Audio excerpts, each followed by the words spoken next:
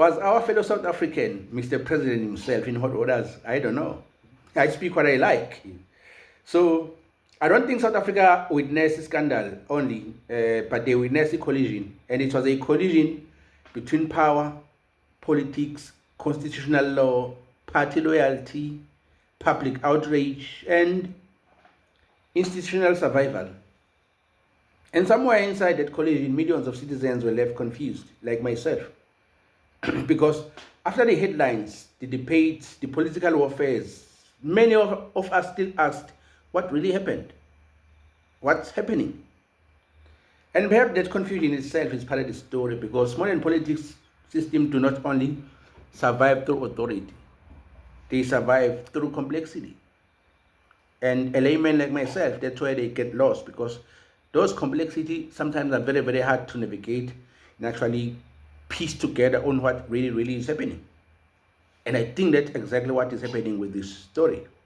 Now, this began at PHALA Farm, a private farm linked to the President of South Africa, which is Mr. Cyril Ramaphosa. Now, the report emerged about theft, foreign currency, hidden in furniture, inside the couch. Okay, immediately question exploded across the country was, why was large foreign currency allegedly stored in there? Was everything properly declared? Were the correct legal processes followed afterwards? You tell me. But notice something important from the beginning. South Africans split into two different camps, emotionally different camps. One side immediately concluded that the president is guilty, while the other was like, it's the political attack. And before the fact fully matured, the battle for the public perception had begun already. And it was hot on the ground level. Now, the parliament appointed an independent panel, and the panel reviewed the evidence connected to the allegation, and eventually the panel concluded that there may be prima facie evidence. Now, ordinary citizens hear Latin or like a Latin term, and many mentally switch off because we have no idea what this means. So let us simplify it, because I had to Google it to actually understand what does prima facie mean as to prima facie evidence. So at first glance, at first glance, there appears to be enough evidence to justify a deeper investigation. So the panel concluded that there is evidence that says the president needs to be investigated, or the issue regarding the PHALA farm need a deeper investigation. It does not mean the president is guilty. It means there appears to be enough smoke to check whether there is fire or not. And this is where the political temperature changed dramatically, because now the issue is no longer about the media speculations. An official parliamentary process has raised serious constitutional questions. And once the panel findings became public, many South Africans believed the presidency itself was entering a dangerous territory. Political analysts speculated about resignation of the president. Opposition parties intensified the pressure. Media headlines became explosive. Financial market grew nervous, because in the minds of many citizens, this report felt politically devastating, and it threatened the very seat of the presidency. And many people expected the president to resign, but then something unexpected happened. He did not resign. He is still the president. He said that himself, I will not resign. So whether we expected him to resign or not, or to be impeached, he's still the president. That moment reveals something important about the modern political system. Public pressure alone does not always determine the political outcomes. Institutions think differently from ordinary citizens. We as citizens think morally, but institutions think strategically. Resignation is not only moral decision, it also a calculation. What happens to the markets? What happens to the investors' confidence? What happens to party unity? What happens to upcoming elections? What happens to internal factions? So suddenly the issue becomes bigger than one individual. And this is where the political survival begins, competing directly with the constitutional accountability. Now let's look at the parliament. The parliament had to decide whether the matter should be processed toward a full impeachment inquiry. Now, here is the constitutional puzzle ordinary citizens must understand. Parliament is supposed to oversee the executive. Parliament is supposed to monitor president and the government. Parliament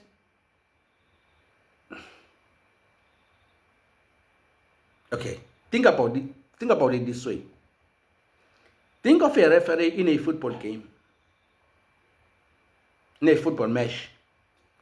The referees are meant to enforce the rules fairly on both ends. But here is the complication. The ruling party usually dominates the parliament through majority numbers, meaning the same political organization, which is the ANC in this case, is connected to the president. President Cyril Ramaphosa is the president of the country and also the president of the ANC. So the ANC dominate, or their institution is dominating the parliament. So if they dominate the parliament, that means they dominate the institution that is meant to investigate the president. Now, legally, this is democracy, as we are known as a democratic country, South Africa. But practically, it creates uncomfortable questions. Can referees remain completely neutral if they belong to the same team? You tell me. Many citizens asked if the allegations were serious, why not allow a full inquiry? But politics is really that simple. The ANC was not thinking about one man. ANC was thinking about stability. The ANC was thinking about election. The ANC must be thinking about unity. The ANC must be thinking about investors' confidence. And lastly, they are thinking about survival. And we know what happened on the last election with the MK party breathing right through their neck. So they are thinking about survival right now. So removing a sitting president before the election could trigger factional warfare, market instability, public panic, and political fragment. And that is not what the ANC is looking for. So protecting Ramaphosa may also look internally like protecting the party itself, whether people agree to that logic or not. But understanding the incentives matters.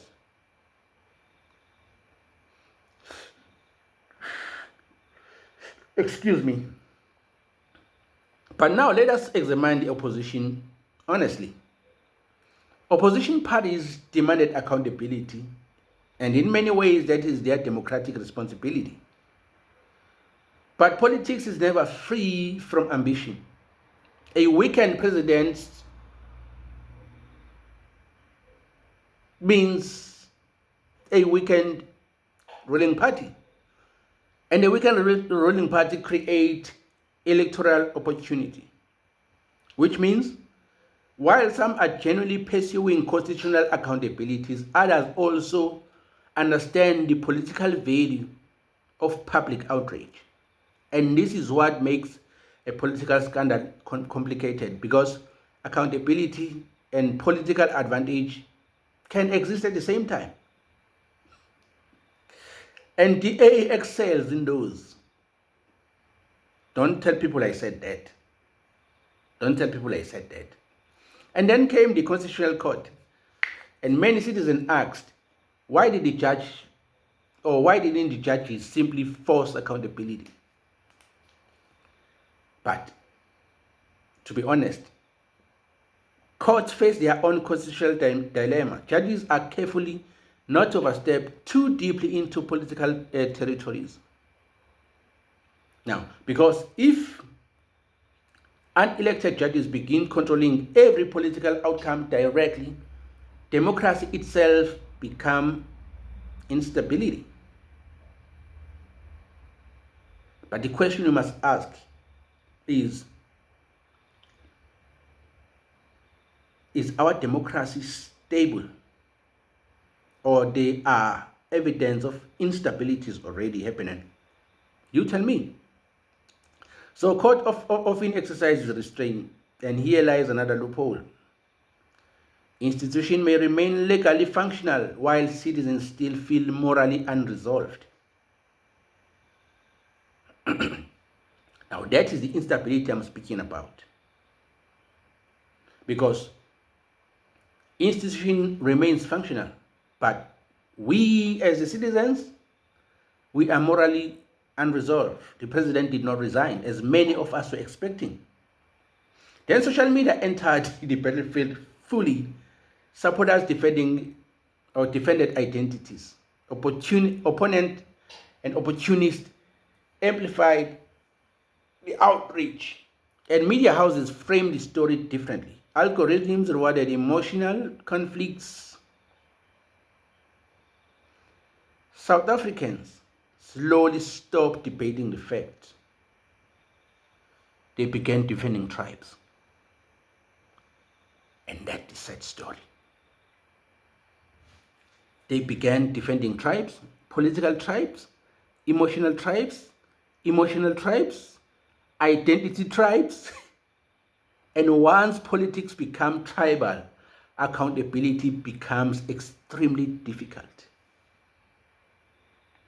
And that is our dilemma right now. So for ordinary citizens struggling with unemployment, electricity prices, food inflation, corruption fatigue, crime, and collapsing trust in institutions, scandals like these create something deeper than anger. They create exhaustion.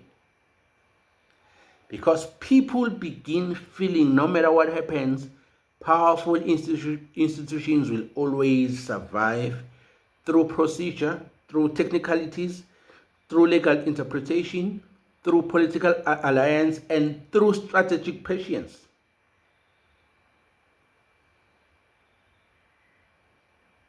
And once citizens lose their faith in accountability, democracy itself quietly weakens. Now back to the same question. Is our democracy still stable, or it has fractured and there are evidence of instability within our democracy? You tell me. Now, the PHALA Parliament may disappear from headlines one day, but the precedent remains. A precedent where political survival, constitutional procedure, party loyalty, legal caution, media warfare, and public emotion are all collided at the same time. And somewhere inside that collision, truth itself became trapped. Between legality, power, and perhaps this is a real loophole that South Africans themselves must confront. My name is Sipho Ndlovu. This is I Speak What I Like. I will see you on the next one. Take care. I love you a lot. Thank you for tuning in. Bye-bye.